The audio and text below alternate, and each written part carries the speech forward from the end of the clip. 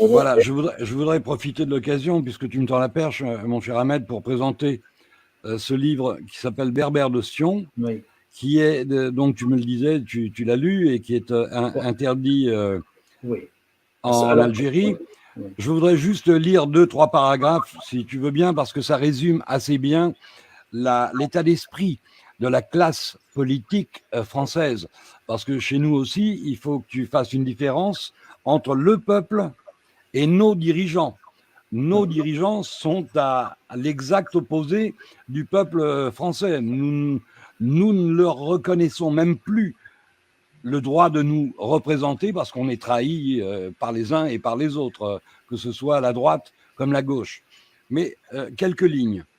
Depuis longtemps déjà, on entend parler de Kabyles et d'Algériens dans les médias français, comme si cette communauté était distincte par rapport au reste de la population. Des politiques français s'évertuent à présenter le Kabyle comme une personnalité à part, dont l'identité, la culture et même les croyances seraient tout à fait compatibles avec celles des Français et avec la France en général. André Santini, député maire de la droite française, et son compère sarkozyste Claude Goasguen, qui est un député qui est mort, paix à son âme, mais celui-là disait que la seule chose qu'il regrettait dans sa vie, c'est de ne pas être né juif.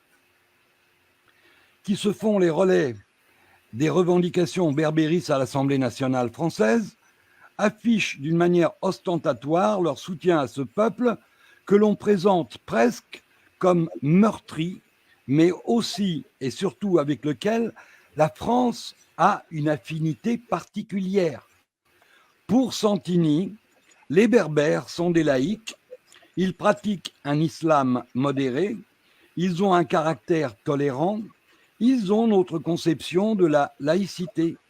Ils se regroupent sans être arrogants et ne sont pas envahissants, contrastant donc avec l'arabe qui, lui, possède une nature tout à fait différente. Ces éléments de langage-là, repris dans ce livre et qui décrit exactement le type de raisonnement que tiennent les politiciens français, n'est pas conçu par des Français, mais il est conçu par l'intelligentsia sioniste, qui est un maître d'œuvre en matière d'éléments de langage. Ce sont eux qui ont inventé les zones de non-droit et les territoires perdus de la République, que les Français reprennent sans même se demander d'où ils viennent. Oui. Donc on est dans la même Exactement. logique, on essaye de préparer l'opinion publique à accepter une scission éventuelle de l'Algérie, à une scission éventuelle de la Kabylie par rapport au reste de l'Algérie. Et ce que la France refuserait pour elle-même, eh bien, elle veut l'imposer aux autres.